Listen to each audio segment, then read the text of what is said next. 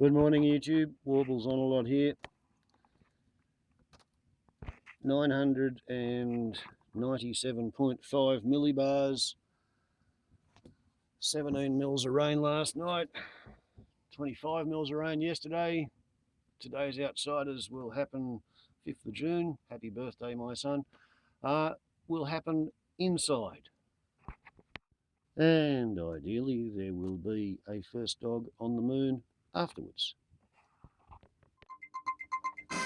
Time now for Outsiders. I'm Barry Cassidy, and you're not. And joining you this morning, a political science academic, Associate Professor Sarah Madison from the University of Melbourne.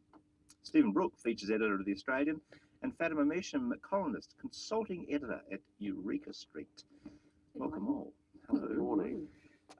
And how's the weather, Stephen? You joined us from Sydney.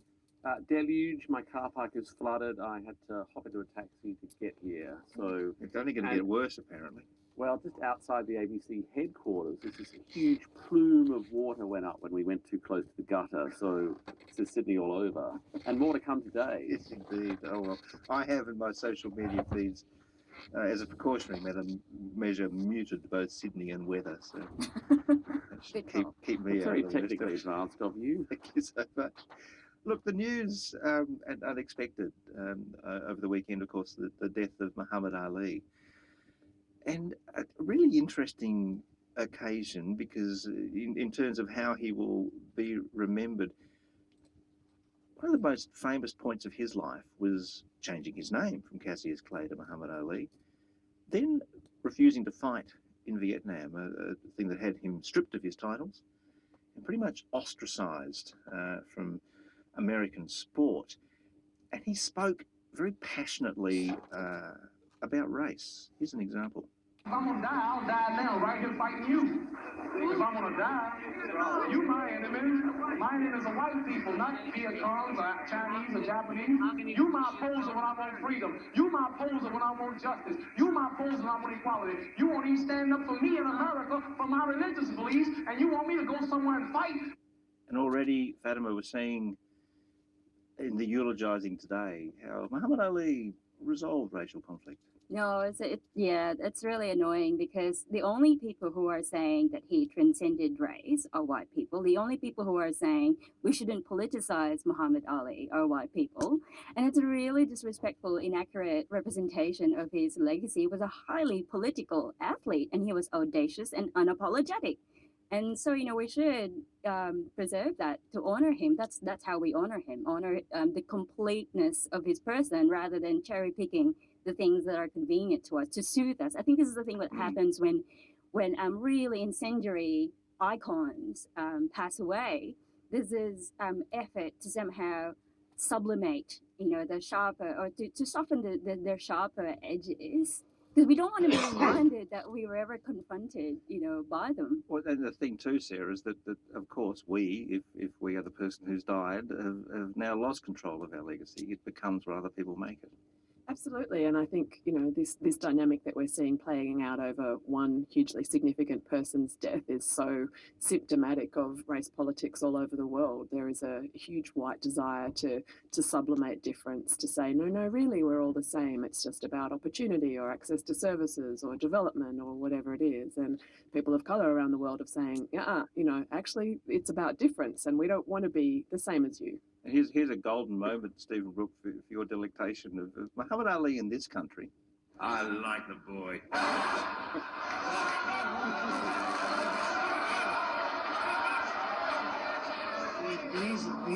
Did you say Roy or boy? I like the boy.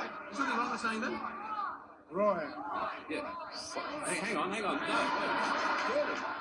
I'll change religion. I'll do anything for you. I don't care. What's wrong with saying that? I like the boy. I mean, I like the man. Yes. Stephen Brooke, I actually know Newton's where not that getting was, it at there. the Logies. Yes, well done. Whereas Bert, I think in ignorance, we've got to be fair to him, didn't realise that his introduction, or his sort of what he perceived as a compliment, was in fact one of the biggest racist insults it was possible to deliver to a black man on stage. Logies were huge back then.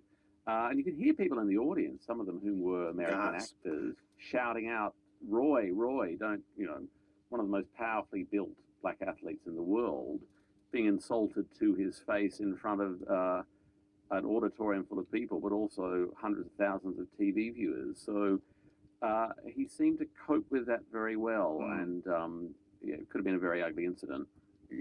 Poor Bert. Let's talk politics, because... Should we? Well, I have good news. I have good news for you all. This week we reached halfway. It's not that good. That's not that good. Well, no, because that means that there's half 50% better than it was a few weeks ago. Well, and what that halfway means is that people actually, a large proportion of people out there who aren't interested in politics, are probably going to pay attention for the first time to this campaign. Well, that's entirely possible. Look, polling out to mark the midpoint from Fairfax Ipsos poll. And here's an interesting part of that polling. Malcolm Turnbull's net popularity, the difference between people who like him and people who don't, it came down, it peaked at 53% just after his ascension to the throne of grace. It's now sitting, anybody like to take a guess? 3%. No. Is Malcolm Turnbull's net popularity. Yes, well, Sarah, that is a bit of a... Or maybe none. Well, I mean, Malcolm's problem has been from day one. He painted himself into a corner. To become Prime Minister, he had to agree to not act on all the things that marked him out as different from Abbott, which is why the Australian population was so enthusiastic about the change of leadership. And I think that's really marking this whole campaign. The coalition government is jumping up and down on the spot, trying to not be Abbott, but also trying to not be Shorten. And as a result, it's kind of saying not very much of anything. And that new normal you mentioned there, Stephen Brook, is that we'll do anything to get into the gig and then worry about the detail later? Well, actually, that is interesting. But what I did mean is our innate dislike of politicians. So to have a politician such as Malcolm Turnbull, who was genuinely popular for a considerable period, is actually quite unusual. And I think that often they tend to be people who aren't in power, and to get a popular politician who is actually in power, who has to do things, but also more pointedly not do things and say no to a lot of people, generally becomes pretty disliked pretty quickly. Although, Fatima, there's a bit more to that too. It's almost like we have with Turnbull a sense of sublimation of true self. Yeah, that's an interesting thing. I've heard it bandied about that. Once he gets a proper mandate, then he will be able to act on all these things that people had expected him to do. And we're highly skeptical of that. And I think people are right to be skeptical. I mean, I think we went through this with Rudd. Rudd came in with such high expectations, and I think there's a correlation between the way that his popularity plummeted and the fact that he didn't act on some of the critical issues that people wanted action on. When he went on the climate, exactly, that was a destruction of his sort of reputation. So it's about credibility, isn't it? And Malcolm Turnbull is fast losing credibility.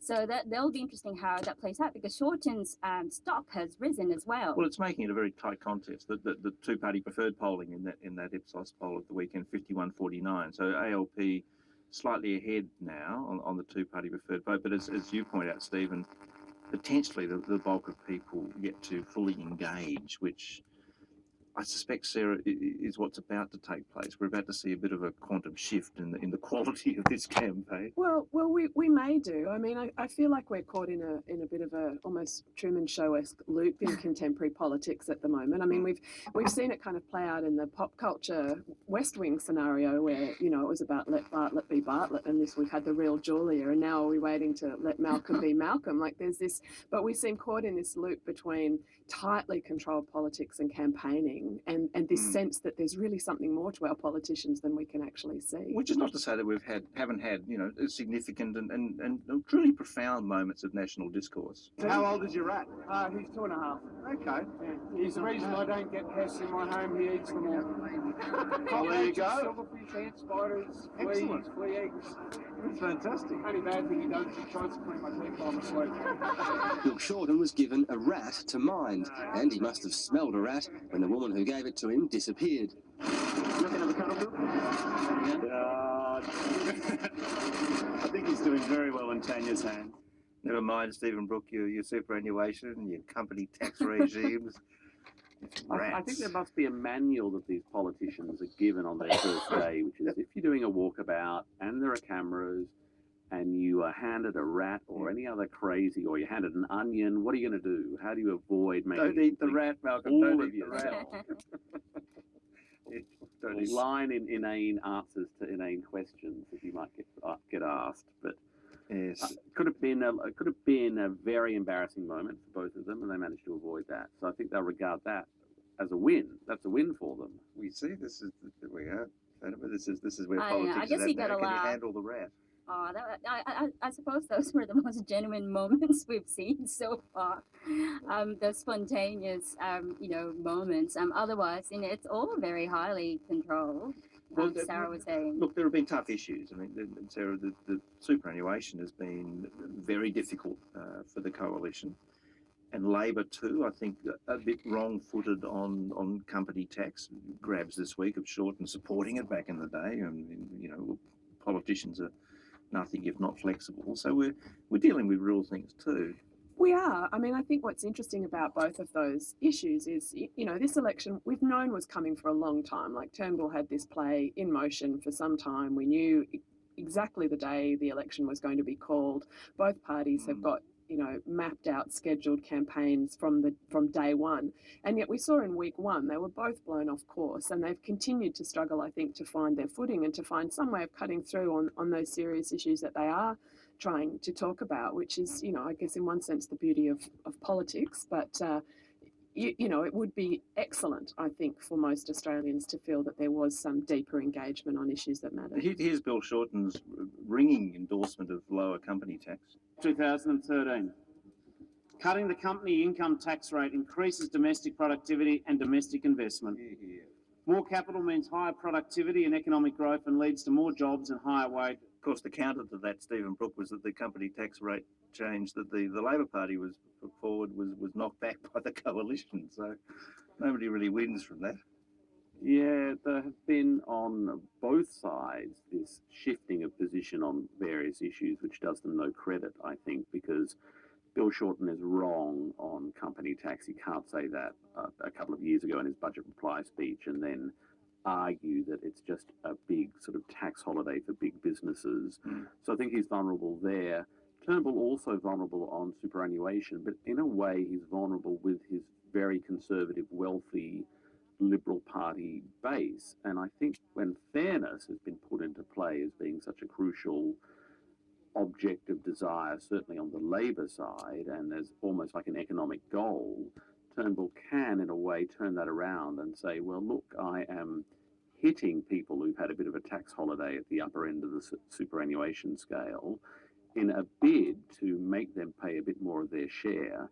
It's one of the few, if not the only times he's really marched up to the Conservative base and had a go at them. Can I add, though, that was partly because the policy craft that Labor's undertaken over the past several months has ended up pushing Turnbull on these issues, which they would rather not deal with because it's gonna put them at risk with their own base. The other thing I need to point out too is that during the Gillard government, the Gillard government was criticised for its neoliberal approach to certain things, and I think Shorten now appealing to its traditional base through redistribution is, basically pretty politically savvy. And people are actually catching on to that. I think it's overstating the risk to that Conservative base. We saw Turnbull welcomed with open arms into Cory Bernardi's Conservative Leadership Institute this week. That was a really interesting moment this week because that's, here are two people whose ideological interest you would think would be utterly inimical, and there he was. But their political interests very close. Very, very closely aligned, and they will be bedfellows, and I choose that word with great care, until the 2nd of July. Well, it's a broad church. Liberal Party's a broad church. Labor Party has Labor and also the Greens, which you could argue is a very extremist left wing of the Labor Party, but it's not anymore because you wouldn't say they're on the same. You could argue that, but you'd be pretty wrong. No, but they are in conflict, whereas Turnbull is trying to keep the Conservative wing of the party within the tent. So he hasn't done what David Cameron has done in Britain on a whole range of issues like the environment and on gay marriage and on leaving the European Union, and really gone to war. Okay, that's the against upload limit. Conservative